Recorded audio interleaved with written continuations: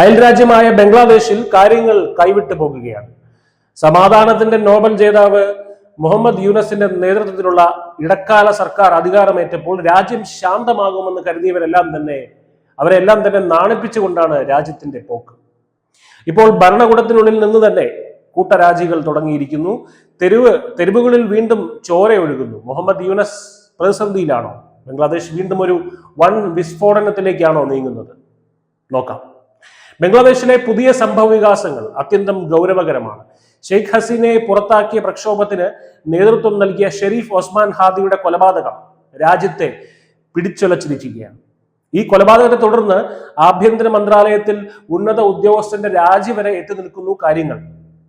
ആഭ്യന്തര കാര്യ മുഖ്യ ഉപദേഷ്ടാവിന്റെ പ്രത്യേക അസിസ്റ്റന്റ് ഖുദ ബക്ഷ് ചൗധരി സ്ഥാനമൊഴിഞ്ഞിരിക്കുകയാണ്. ഹാദിയുടെ കൊലപാതകികളെ പിടികൂടാൻ ഭരണകൂടത്തിന് സാധിക്കാത്തതിൽ പ്രതിഷേധിച്ചാണ് ഈ നീക്കം. മാത്രമല്ല, തന്റെ സഹോദരനെ കൊലപ്പെടുത്തിയത് യൂനസ് സർക്കാരിന്റെ വീഴ്ചയാണെന്നാണ് ഷെരീഫ് ഒസ്മാൻ ഹാദിയുടെ സഹോദരൻ ഒമർ ബിൻ ഹാദി പരസ്യമായി ആരോപിക്കുന്നത്. ഈ ആരോപണത്തിന് ഭരണകൂടത്തിന് മറുപടി ഇല്ലാത്ത അവസ്ഥയാണ്. എന്നാൽ ഇതൊരു തുടക്കം മാത്രമാണ്. ഹാദിയുടെ മരണത്തിന് പിന്നാലെ നടന്ന ആക്രമണങ്ങളിൽ ദീപു ചന്ദ്രദാസ് എന്ന ഹിന്ദു യുവാവ് കൊല്ലപ്പെട്ടത് രാജ്യത്തെ ന്യൂനപക്ഷങ്ങൾക്കിടയിൽ വലിയ ഭീതി പടർത്തിയിട്ടുണ്ട്. എന്താണ് യഥാർത്ഥത്തിൽ ബംഗ്ലാദേശിൽ സംഭവിക്കുന്നത്? ഷെയ്ഖ് ഹസീന രാജ്യം വിട്ടതിന് ശേഷം അധികാരമേറ്റ ഇടക്കാല സർക്കാർ ക്രമസമാധാന പാലനത്തിൽ പൂർണ്ണ പരാജയമായിരുന്നു എന്നുള്ള വസ്തുതയാണ് ഇപ്പോൾ ഇവിടെ തെളിയുന്നത്. ജൂലൈ പ്രക്ഷോഭത്തിലെ നേതാക്കൾ തന്നെ ഇപ്പോൾ സർക്കാരിനെതിരെ തിരിഞ്ഞിരിക്കുന്നു.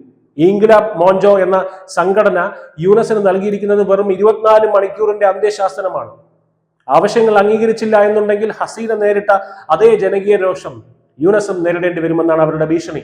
അതായത് ഇസ്ലാമിക മതമൗലികവാദ സംഘടനകൾ അവർ യൂനസിനെതിരെ തന്നെ തിരിഞ്ഞിരിക്കുകയാണ്. ഈ രാഷ്ട്രീയ അനിശ്ചിതത്വങ്ങൾക്കിടയിലേക്കാണ് 17 വർഷത്തെ പ്രവാസത്തിന് ശേഷം ബംഗ്ലാദേശ് നാഷണലിസ്റ്റ് പാർട്ടി നേതാവ് താരിഖ് റഹ്മാൻ തിരിച്ചെത്തിയിരിക്കുന്നത്.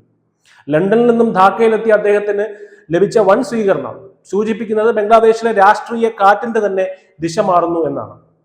ഫെബ്രുവരിയിൽ നടക്കാനിരിക്കുന്ന തെരഞ്ഞെടുപ്പിൽ താരിഖ് റഹ്മാന്റെ BNP അധികാരത്തിലെത്താനുള്ള സാധ്യതകൾ ഏറെയാണ്. അപ്പോൾ യൂനസ് സർക്കാരിന് മേലുള്ള സമ്മർദ്ദവും അതുപോലെ തന്നെ ഇരട്ടിയാകുന്നുണ്ട്. ഇന്ത്യയുമായുള്ള നയതന്ത്ര ബന്ധം ചരിത്രത്തിൽ തന്നെ ഏറ്റവും മോശം അവസ്ഥയിലാണെന്നുള്ളതും യൂനസ് ഭരണകൂടത്തിന് വലിയ തിരിച്ചടി തന്നെയാണ്. ചുരുക്കത്തിൽ ബംഗ്ലാദേശ് എന്നൊരു അഗ്നിപർവ്വത്തിന് മുകളിലാണ്. ഒരു വശത്ത് തകർന്ന ക്രമസമാധാന നില, മറുവശത്ത് രാഷ്ട്രീയ പാർട്ടികളുടെ സമ്മർദ്ദം. ഇടക്കാല ഭരണകൂടത്തിൽ നിന്നും ആളുകൾ കൊഴിഞ്ഞു പോകുമ്പോൾ മുഹമ്മദ് യൂനസ് ഫെബ്രുവരി വരെയെങ്കിലും പിടിച്ചു നിൽക്കുമോ എന്നതാണ് സംശയം. അയൽരാജ്യത്തെ ഈ അസ്ഥിരത ഇന്ത്യ ഉൾപ്പെടെയുള്ള ദക്ഷിണേഷ്യൻ രാജ്യങ്ങളെ സംബന്ധിച്ചിടത്തോളം വലിയ ആശങ്കയാണ് നൽകുന്നത്. വരും ദിവസങ്ങളിൽ ബംഗ്ലാദേശ് എങ്ങോട്ട് നീങ്ങുമെന്ന് ലോകം ഉറ്റുനോക്കുകയാണ്. News desk news India Malayalam.